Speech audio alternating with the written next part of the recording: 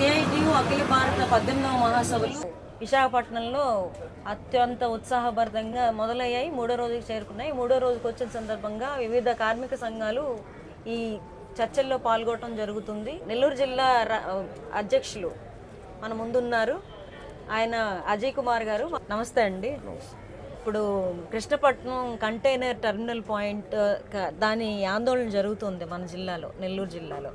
అది ఎంతవరకు వచ్చింది, అసలు ఆ కృష్ణపట్నం పోర్టు కోసం ప్రభుత్వం ఏం చెప్తుంది, ఇవన్నీ కాస్త మాకు వివరించండి. కృష్ణపట్నం పోర్టు నెల్లూరు జిల్లా పారిశ్రామిక అభివృద్ధి కోసం ఎంతోమంది కలలు కన్నటువంటి సౌధం. 2006, 7, 8 ఆ ప్రాంతాలలో కృష్ణపట్నం పోర్టు ఒక రూపం దాల్చి దాన్ని అప్పటి కాంగ్రెస్ అధ్యక్షురాలు సోనియా గాంధీ గారు జాతికి అంకితం చేశారు. వేలాది ఎకరాలు అక్కడ ఉండేటటువంటి 3-4 మండలాల్లో రైతులు చాలా అతి తక్కువ ధరకి పొలాలు పోర్టుకి ఇచ్చారు. దాన్ని నిర్మాణం జరిగింది, కృష్ణపట్నం పోర్టు నిర్మాణం. అప్పుడు ప్రభుత్వాలు ఇచ్చినటువంటి హామీ ఏంటంటే ప్రతి ఇంటికి ఒక ఉద్యోగం ఇస్తూ ఉన్నారు. కృష్ణపట్నం పోర్టు వల్ల నెల్లూరు జిల్లా కాకుండా చుట్టుపక్కల ఉండేటటువంటి జిల్లాల్లో కూడా యువతీ యువకులకి ఉద్యోగాలు వస్తాయనేటటువంటి ఆశతో కారు చౌకగా భూములన్నింటినీ కూడా ప్రభుత్వం అక్వైర్ చేసింది. చేసిన తర్వాత అప్పుడు ఉండేటటువంటి నవయుగ సంస్థ నుంచి అది ప్రస్తుతం అదాని అడ్మినిస్ట్రేషన్లోకి వచ్చేసింది పోర్టు. అప్పటి వరకు ఈ టెర్మినల్ అనేది రవాణాకు సంబంధించినటువంటి అతి ముఖ్యమైనటువంటి డిపార్ట్మెంట్. ఇప్పుడు ఉదాహరణకి నెల్లూరు జిల్లాలో పండే రైస్ కానివ్వండి, అట్లాగే కర్నూలు రైస్ కానివ్వండి, ప్రకాశం జిల్లా నుంచి వచ్చే గ్రానైట్ కానివ్వండి, గుంటూరు మిర్చి, అట్లాగే గోదావరి జిల్లాలకు సంబంధించినటువంటి ఆక్వా పరిశ్రమ, ఇవన్నీ కూడా త్రూ ట్రాన్స్పోర్ట్ ద్వారా కృష్ణపట్నం పోర్టు కంటైనర్ టెర్మినల్కి వస్తే వాటిని అక్కడి నుంచి షిప్పుల ద్వారా ఎగుమతి అయ్యేటటువంటి ఒక సిస్టమ్ ఈ కంటైనర్ టెర్మినల్. ఎప్పుడైతే అదాని అడ్మినిస్ట్రేషన్లోకి వచ్చేసిన తర్వాత కృష్ణపట్నం పోర్టు ఈ కంటైనర్ టెర్మినల్ని తన సొంత పోర్ట్ అయినటువంటి తమిళనాడులో ఉండేటటువంటి ఎర్నూరు, కాటేపల్లికి షిఫ్ట్ చేశాడు. నెల్లూరు జిల్లాలో ఉండేటటువంటి కృష్ణపట్నం పోర్టుని డర్టీ పోర్టుగా తయారు చేశాడు. ఈ యొక్క పోర్టు కేవలం బొగ్గు రవాణా, యూరియా రవాణా, ఇటువంటి డస్ట్ రవాణాకి మాత్రమే కృష్ణపట్నం పోర్టు మిగిల్చారు. కాబట్టి ఇప్పుడు రవాణా చేసేటటువంటి యజమానులకి ఇప్పుడు గోదావరి జిల్లా నుంచి రొయ్య నెల్లూరుకి రావడం దగ్గర, మద్రాసుకు పోవడం దగ్గర ఎంత ట్రాన్స్పోర్ట్ ఛార్జెస్ పెరుగుతాయి. నెల్లూరు రైస్కు ప్రసిద్ధి, కర్నూలు రైస్కు ప్రసిద్ధి, అట్లాగే గుంటూరు మిర్చికి ప్రసిద్ధి. ఇవన్నీ కూడా ఏంటంటే నెల్లూరుకి అయితే కాస్త ట్రాన్స్పోర్ట్ ఛార్జెస్ తక్కువ, మెడ్రాస్ కంటే చాలా ఎక్కువ అవుతుంది. ఈ కంటైనర్ టెర్మినల్ వల్ల 9,000 మంది ప్రత్యక్షంగాను, మరో 4,000 మంది పరోక్షంగాను బతుకుతూ ఉన్నారు ఆ కృష్ణపట్నం పోర్టులో. వాళ్ళందరూ కూడా ఇప్పుడు నిరుద్యోగులు అయ్యారు.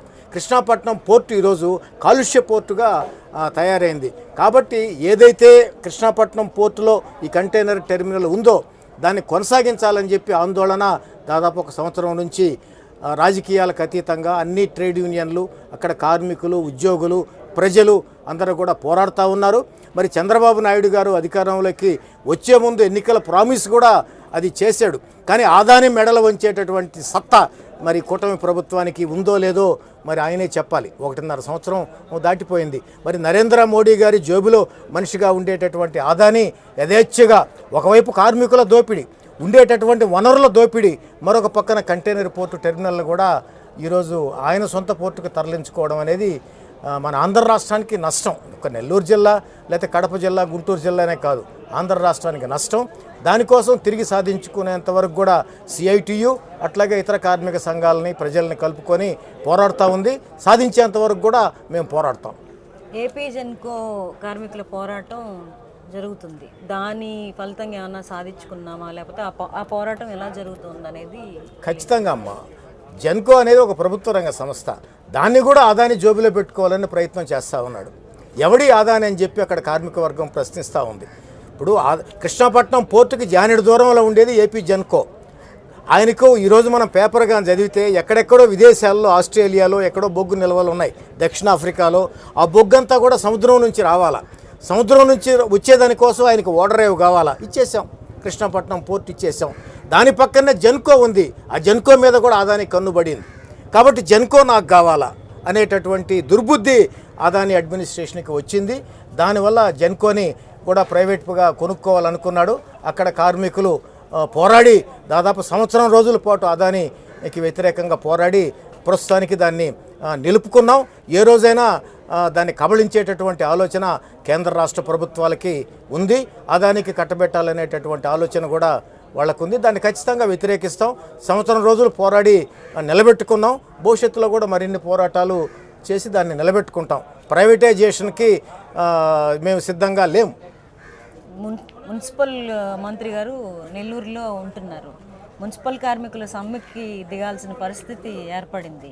ఇది మున్సిపల్ మంత్రి ఇలాకా అవ్వటం వల్ల ఆయన ఇష్టాసారంగా చేస్తూ ఉన్నారు. అలాగే కార్మికుల దోపిడీ జరుగుతుంది. దానివల్ల ఈ సమ్మె అస్తమానం జరుగుతుంది రిపీటెడ్గా. కాబట్టి ఆ సంఘటనని ఎలా తీసుకోవచ్చు అంటారు? అమ్మ, సమ్మె అనేది కార్మికులకి ఇష్టంతో చేసేటటువంటి సమ్మె కాదమ్మా. మున్సిపల్ రంగం మంత్రి గౌరవనీయులైనటువంటి నారాయణ గారు మా జిల్లా నెల్లూరు జిల్లా, ఆయన ప్రతి ప్రయోగం కూడా నెల్లూరు జిల్లా నుంచే ప్రారంభించాలని అనుకుంటున్నారు. ప్రయోగం కార్మికుడి యొక్క వెల్ఫేర్ కోసం అయితే దాన్ని స్వాగతిస్తాం, అభినందిస్తాం. కానీ ఎక్కువ మంది 199 మంది దళితులు, బలహీన వర్గాలు, అణగారిన వర్గాలు ఉండేటటువంటి మున్సిపల్ పారిశుధ్య కార్మికులని తీసుకెళ్ళి ఒక ప్రైవేటోడికి అంటబెడతామంటే మేమెందుకు ఒప్పుకుంటాం? అది న్యాయమా? వాళ్ళకి ఇచ్చేటటువంటి జీతం ఎంత? మరి ఆ పని ఎవరైనా చేయగలరా? పారిశుధ్య కార్మికులు స్కేర్సిటీ ఉంది. మరి ఆ పని చేసేటటువంటి వాళ్ళు సమాజంలో ఎంతమంది ఉన్నారు? మన మలం చేతితో ఎత్తేస్తున్నారు. మనం వేస్ట్ మెటీరియల్ అంతా కూడా వాళ్ళు మనం కాలుతో చెప్తే చేతితో చేస్తున్నారు. మరి అటువంటి వాళ్ళందరినీ కూడా తీసుకొచ్చి ఒక ప్రైవేటోడికి కట్టబెట్టాలా, వాడికి చాలని జీతాలు ఇవ్వాలా అనేది అన్యాయం. ఇటువంటి దుర్మార్గపు ఆలోచనలు మరి మంత్రి గారు నెల్లూరు జిల్లా నుంచే స్టార్ట్ చేయాలనేటటువంటి ప్రయత్నాన్ని మేము దాదాపు ఈ 2 సంవత్సరాల కాలంలోనే 4 సమ్మెలు విరోచితంగా చేసాం. 6 కేసులు కార్యకర్తల మీద, నాయకుల మీద మరి నాన్ బెయిలబుల్ కేసులు పెట్టడం అనేది జరిగింది. ఏమైనా మొన్న కూడా 32 రోజులు సమ్మె చేసి ఈ యొక్క పారిశుద్ధీకరణ ప్రైవేట్ వాళ్ళకి ఇవ్వకుండా మేము అడ్డుకున్నాం. ప్రభుత్వమే ఒక అడుగు వెనకడుగేసి కార్మికులు విజయం సాధించారు. భవిష్యత్తులో కూడా అటువంటి ప్రయత్నాలు కానీ మన మంత్రి కానీ ప్రభుత్వం కానీ ఎవరు చేసినా కానీ ఖచ్చితంగా అడ్డుకుంటాం. సమాజంలో అణగారిన వర్గాలని వాళ్ళందరినీ కూడా పర్మనెంట్ చేయమని చెప్పి మేము అడుగుతూ ఉన్నాం. చాలని జీతాలు ఈరోజు మున్సిపల్ కార్మికులు తీసుకుంటున్నారు. అందుకని వాళ్ళకి మంచి జీతాలు ఇచ్చి వాళ్ళకి ఇవ్వాల్సినటువంటి లేబర్ బెనిఫిట్స్ అన్నీ కూడా వాళ్ళకి ఇవ్వాలని చెప్పి కోరుకుంటూ 62 ఏళ్ళు వచ్చిన తర్వాత గతంలో ఏముండేది, వాళ్ళ కుటుంబ సభ్యులు ఎవరో ఒకరు ఆ పనిలోకి తీసుకునేటటువంటి సాంప్రదాయం మన రాష్ట్రంలో ఉండేది. ఈరోజు ఏజ్ బార్ అయిపోయింది అనేటటువంటి దాంతో వాళ్ళందరినీ కూడా వితౌట్ ఎనీ బెనిఫిట్స్ ఇంటికి పంపించాలనేటటువంటి ఆలోచన కూడా మేము ఖండిస్తున్నాం. దానికోసం పోరాడుతున్నాం. భూసేకరణని కూడా మన రైతులు అంటే కార్మికులు, వ్యవసాయ కార్మికులు, రైతులు ఎవరైనా సరే భూసేకరణని వ్యతిరేకిస్తూ ఉన్నారు. భూసేకరణని వ్యతిరేకించాల్సిన అవసరం, పరిశ్రమలు వస్తాయి కదా, పరిశ్రమలు వచ్చినప్పుడు భూసేకరణ తప్పనిసరిగా జరగాలి. మనం ఏమంటాం? పరిశ్రమలకి సిఐటియు వ్యతిరేకం కాదమ్మా. పరిశ్రమలు రావాలి, మరింత ఉపాధి పెరగాలి, నిరుద్యోగ యువతకి ఉపాధి దొరకాలనేటటువంటి భావన సిఐటియుకి ఉంది.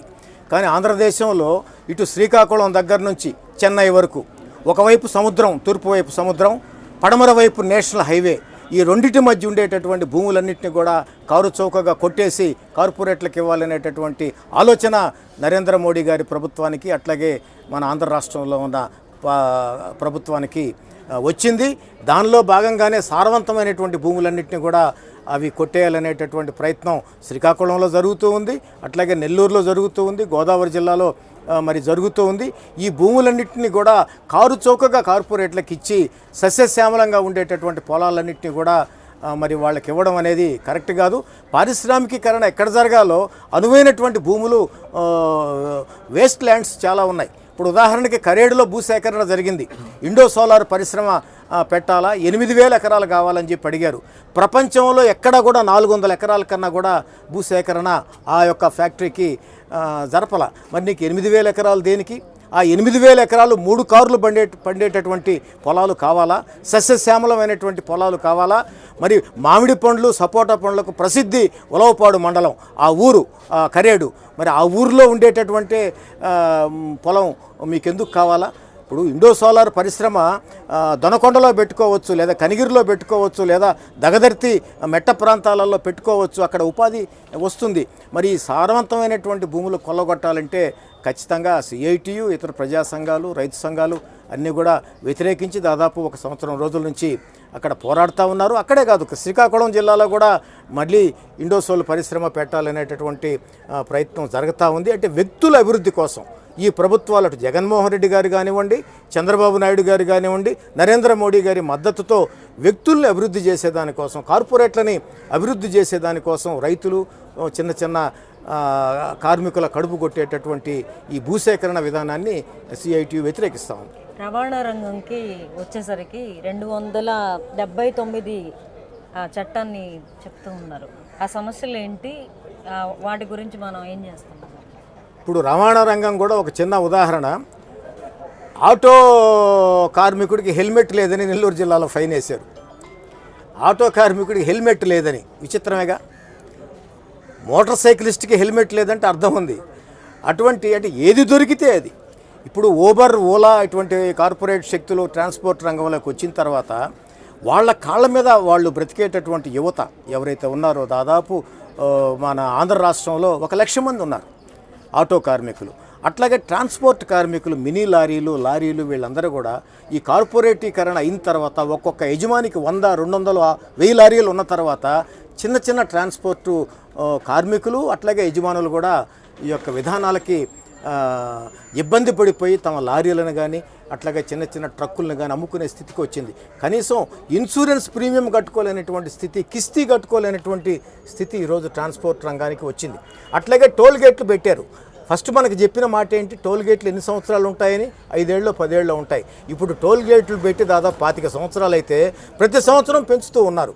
ఇవన్నీ కూడా ఎవరి మీద భారం పడతాయి? ప్రజల మీద భారం పడతాయి.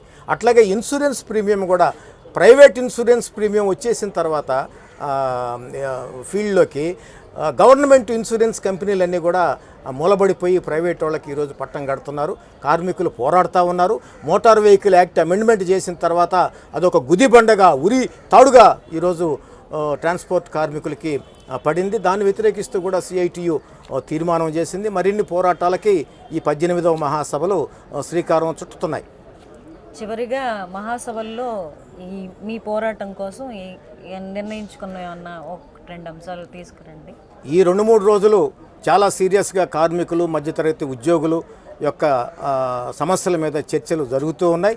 ముఖ్యంగా లేబర్ కోడ్లు ఏవైతే యజమానులకు అనుకూలంగా మారినాయో, లేబర్ కోడ్లకు వ్యతిరేకంగా రేపు ఫిబ్రవరి 12వ తేదీన దేశవ్యాప్తంగా మొత్తం నేషనల్ ట్రేడ్ యూనియన్స్ అన్నీ కూడా 11 ట్రేడ్ యూనియన్లు కలిపి ఒక మహత్తరమైనటువంటి సమ్మె 2026 సంవత్సరంలో ఫిబ్రవరిలో చేయబోతున్నారు. ఈ లేబర్ కోడ్లు పోరాడి సాధించుకున్నటువంటి చట్టాలన్నింటినీ కూడా, మినిమం వేజ్ యాక్ట్ కానీ, బోనస్ యాక్ట్ కానీ, అట్లాగే కనీసం సంఘం పెట్టుకునేటటువంటి యాక్ట్ కానీ, ఇవన్నీ కూడా రద్దు చేసి కార్పొరేట్లకు అనుకూలమైనటువంటి చట్టాలు నవంబర్ నుంచే ప్రారంభమయ్యాయి. దీన్ని వ్యతిరేకిస్తూ రెజల్యూషన్ పాస్ చేసాం. అట్లాగే ప్రభుత్వ రంగ సంస్థలు ఏవైతే ఉన్నాయో, రైల్వేస్ కానీ, ఎయిర్ ఇండియా కానీ, అట్లాగే అడవులు, గనులు, ట్రాన్స్పోర్టు, వీటన్నిటిని కూడా ప్రైవేటు పరం చేయాలనేటటువంటి ఎల్ఐసి, పోస్టలు, వీటన్నిటిని కూడా ప్రైవేటు పరం చేయకూడదనేటటువంటి పోరాటానికి కూడా ఈ మహాసభలు శ్రీకారం చుట్టాయి. ఈ యొక్క కార్మిక హక్కుల కోసం, మధ్యతరగతి ఉద్యోగుల హక్కుల కోసం, రైతుల యొక్క సమస్యల కోసం, రైతులు, వ్యవసాయ కార్మికులు అందరూ కలిసి ఒక మహత్తరమైనటువంటి పోరాటాలకి రానున్న రోజుల్లో చేయాలనేటటువంటి పిలుపు ఈ 18వ సిఐటియు మహాసభలు ఇస్తున్నాయి. వాటన్నిటిని కూడా జయప్రదం చేయాలని, అట్లాగే కార్మికులు, ఉద్యోగస్తుల సమస్యల పరిష్కారం కోసం సిఐటియు చేసేటటువంటి మహత్తర కృషికి ప్రజలందరూ కూడా అండదండలు ఇవ్వాలని చెప్పి కోరుకుంటూ సెలవు.